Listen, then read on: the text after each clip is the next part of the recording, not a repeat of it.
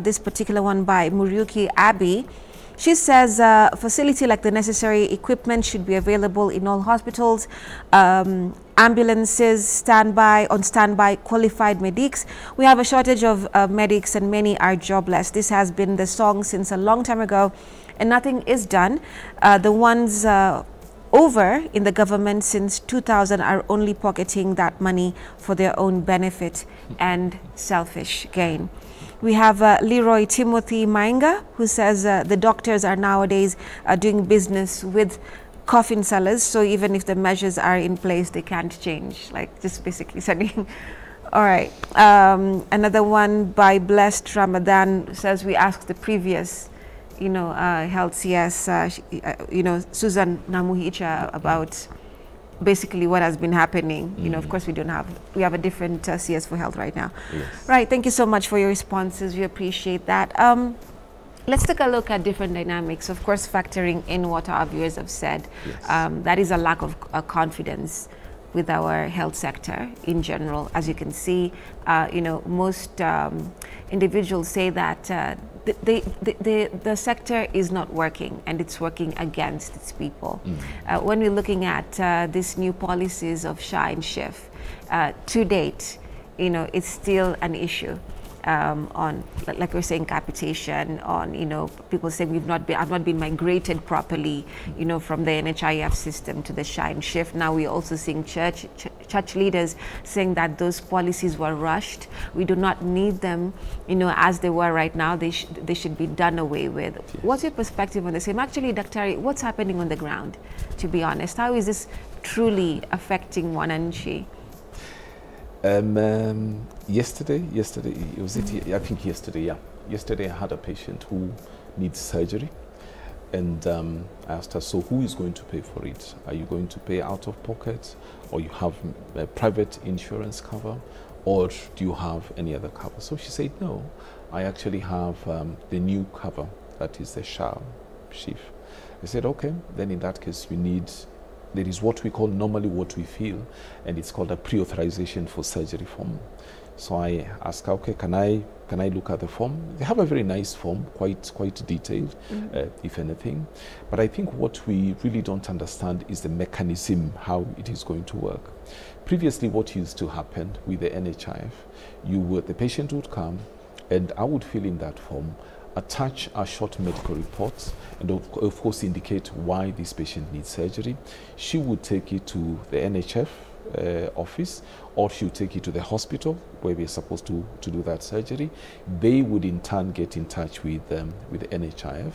Of course, they would key in the details of the patient, and they would see whether the cover is active and what sort of cover she has, comprehensive or just a normal one, and so on and so forth. Now, what I think is a lot of confusion about that. First of all, they don't know where to take these forms to. Do they take them to the hospitals? There was an issue with contracting, hospitals contracting services through the new method. And then, of course, there's the issue of payments. How much is this authority going to pay for a certain service? I think 3, 4, 5 years ago, when we used to do, for example, we call myomectomy, removal of those fibroids that I mentioned about, or we are going to remove the womb, it was costed at a certain amount. And when we filled in the form, we'd get a message that NHIF will cover everything, the cost of the surgery plus hospital stay. At some point, they started varying the payments that they were going to pay. Say we'll pay, instead of paying, let's say, arbitrarily, instead of paying 120,000, they would pay 80,000. But then we don't know why they changed. It reached a point where they say, no, we'll pay 40,000. So it has moved from 120 to 40,000, but you really don't know why.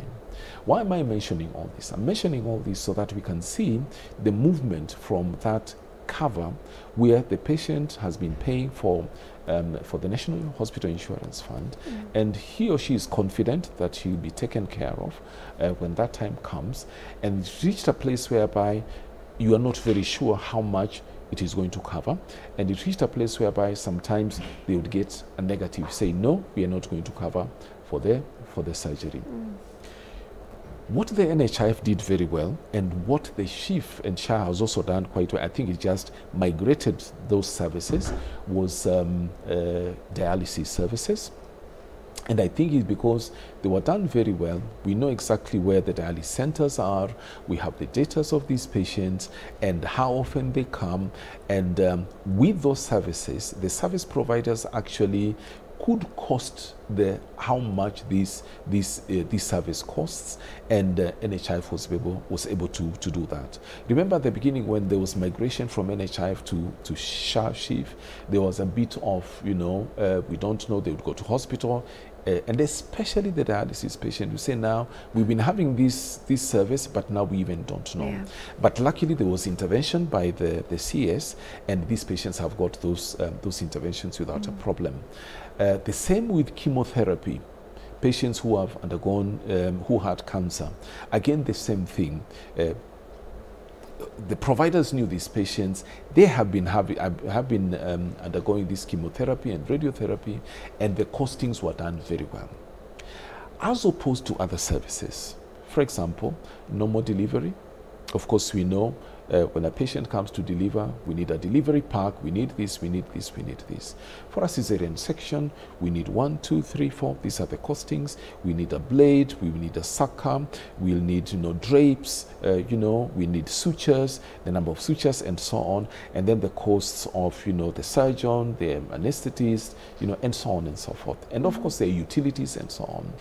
So we have been invited as a society and other professional societies as well, before there was migration from NHIF to SHA chief, and they asked us to give input into what procedures we normally do, the most common procedures, and they actually even asked us to actually cost them, because we are on the ground. This is what we do, and we did that.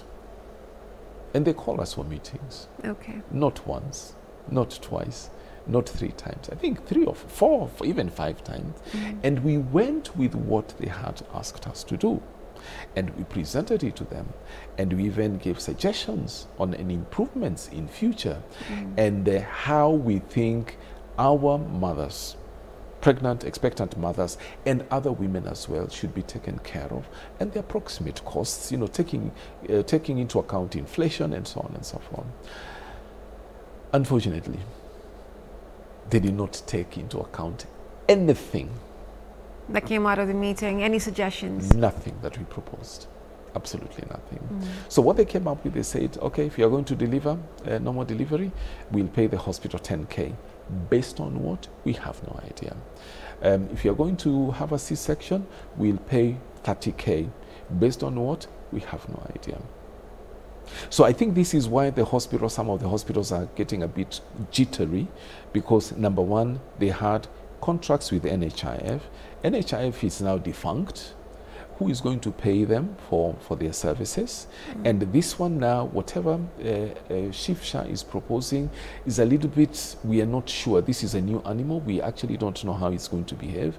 So I think that is why there are So there's no clear basis on why some policies are the way they are in the SHA and SHIF. We are not very sure, but we hope that the powers that be know what is going on, and they are going to rectify them.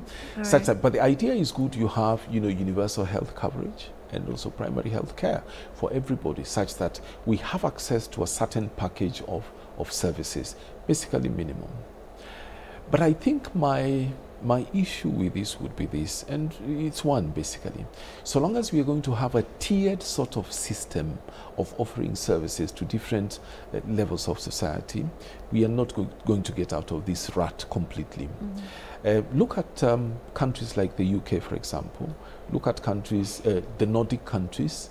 Look at even far out, down under, as they call it, New Zealand and Australia. I think it was during COVID or just after COVID, the Prime Minister of New Zealand delivered in a public hospital. In a public hospital. When I was in the UK, the former Prime Minister of the UK, David Cameron, had a sick son. And where was it being taken care of? The public hospital. Growing up in this country, the best hospital was where? KNH. So the best public hospital was the best. But now, unfortunately, because of different things, we haven't invested, we don't keep on investing in this, in the public space, in these public hospitals. So it gives space for private hospitals to come in, which, by the way, is a good thing. And about 51% of healthcare services are being offered by private and faith-based, organizations, which is completely okay.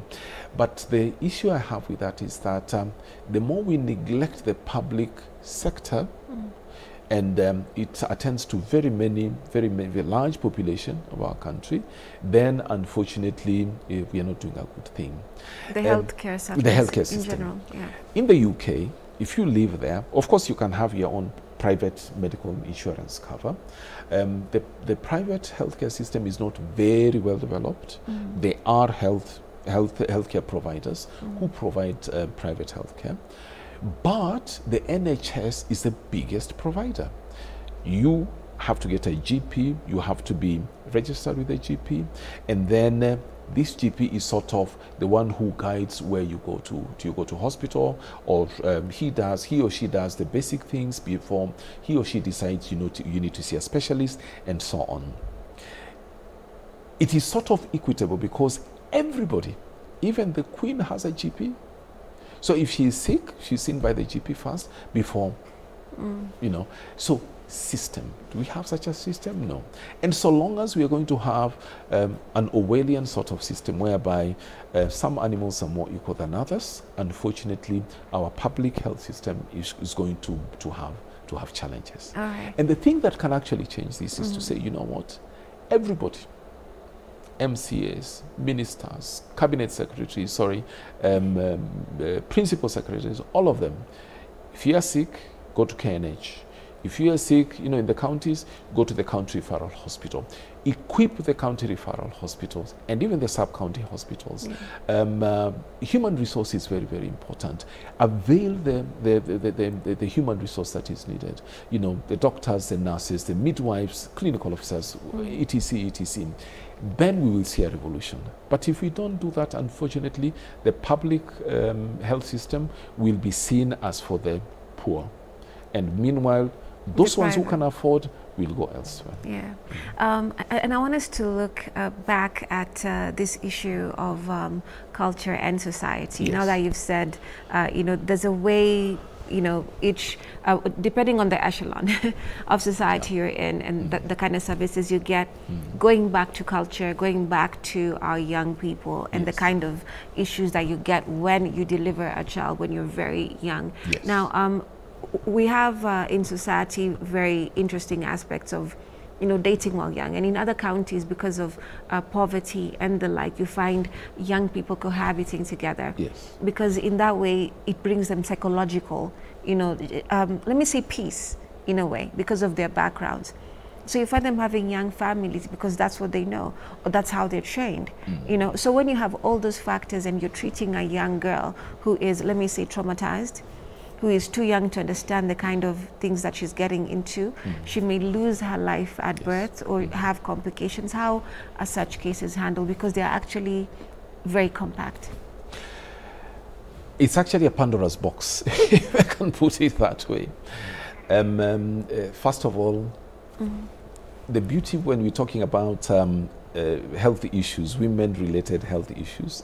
You see, we started with postpartum hemorrhage, excessive bleeding, and we've gone all the way now to teenage pregnancies and social issues. So they are all actually intertwined. Right. When you talk about young people getting pregnant and the complications that they face, the issues that they face, actually, they also have a lot of postpartum hemorrhage. They also have a lot of diabetes as well. Why? Because especially the younger ones and the older ones. I don't want to use the older when you talk about ladies. Ladies are not older, they're mature. Yeah. Now, the younger ones that we are talking about, because number one, their bodies are not yet mature. I mentioned out there while we were there that last Friday I was in the ward round and we had this very young girl, 15, 16-year-old, who had, I think, had been, assaulted sexually. She ended up getting pregnant. She didn't know that she was carrying twins, and the twins were actually conjoined Meaning what? Meaning there were two babies, but the heads were stuck together, and the chest and abdomen also stuck together. Very difficult to, and then they only had one mouth and so on. So a very grotesque picture when you look at you look at the pictures and the way the babies looked like. So she didn't know, first of all, she was pregnant. She didn't know what she was carrying, and you know, and so on. So lack of awareness, number one. Lack of awareness that, okay, I've missed my periods. Could something be going on? Can I do something about it? So if we put that on the parking lot, as it were, okay, you've got pregnant, and let's say that you've actually gone through this whole process of carrying the baby, and you've delivered. First of all, remember, most of the time, you'll find these young girls are ostracized by the community and by their families, especially the fathers. You say, what is this you've done? You've gone and you've actually besmirched my name, you've spoiled the name of our family, and I don't want to see you at all in my home. So what happens? She's chased away, she goes to live with the aunties, or she goes to live elsewhere, and so on. So first of all, there is that trauma. There are two traumas already. You got pregnant, you didn't know whether you're pregnant, your father or your parents have chased you away, and now you are carrying this baggage. You're still going to school, and if they realize that you're pregnant, so in order to not to contaminate the others with your bad behavior, they chase you from school. So 3 traumas now, and now you're still carrying this baby. When you come to deliver, God forbid there are complications. Most of the time we find it is me as a consultant who will sign for her to go to surgery, because the parents have sort of abandoned her most of the time. Now, once they have delivered, remember they are still young people, 15, 16 years. Their bodies are still growing. This is a time when their hormones are bubbling all over the place, and they are given this huge responsibility of taking care of another human being, and who is 1,000% reliant on this also very incompetent and knowledgeable young person. Some of them actually don't even go to see the babies. You find they have to be, coerced, in order for them to go and see the babies, in order for them to start learning how to breastfeed, and then there is that lack of patience as well, because the baby has to learn how to breastfeed. The mother also has to have patience in order to enable the baby to learn how to breastfeed. It is a disaster. It is because it's all psychological. It is a disaster. Like it's interconnected. And then the worst thing that happens is that with a teenage pregnancy, it has also been proven that once a young lady delivers, as a teenager, the probability of her getting pregnant again is very high. And that is where the paradox is, because we are not supposed to give them contraception because they are underage. Good morning. Now, apart from that, and unfortunately, our time our time is up. Yes. But yes, contraception and young people is a very big issue, actually controversial issue, because it seems as if it's supposed to, but no. At the same time, like, are you encouraging this thing, or are you trying to prevent this thing? And these ones ideally should be given so that they don't get pregnant again. Yeah. Because if they get pregnant the first time, they deliver, after a short time they'll get pregnant, and then there's a cycle of poverty which is created, and it has been proven that it goes even to the 3rd and 4th generation. Right. Dr. Unfortunately, this is where we end the conversation, but there's still so much to talk about. I feel we've, you've rather demystified, quite an extent of this, because it looked like like a factor that was a bit vague, and you cannot interconnect it because it's not something that a woman is prone to, or it's genetics. It's just that it happens to her. Yes. But thank you so much for coming in today. I'm sure we'll have this conversation once again and demystify a whole lot more. Thank you for coming in. Thank you very much for inviting me. You're welcome. Right, in studio we've had Dr. Kireki Omwana, Senior Lecturer, Department of Obstetrics and Gynecology. I keep on stumbling on that word. University of Nairobi, Fertility Specialist. Thank you so much for watching. My name is Remmy Majala. We'll see you again tomorrow.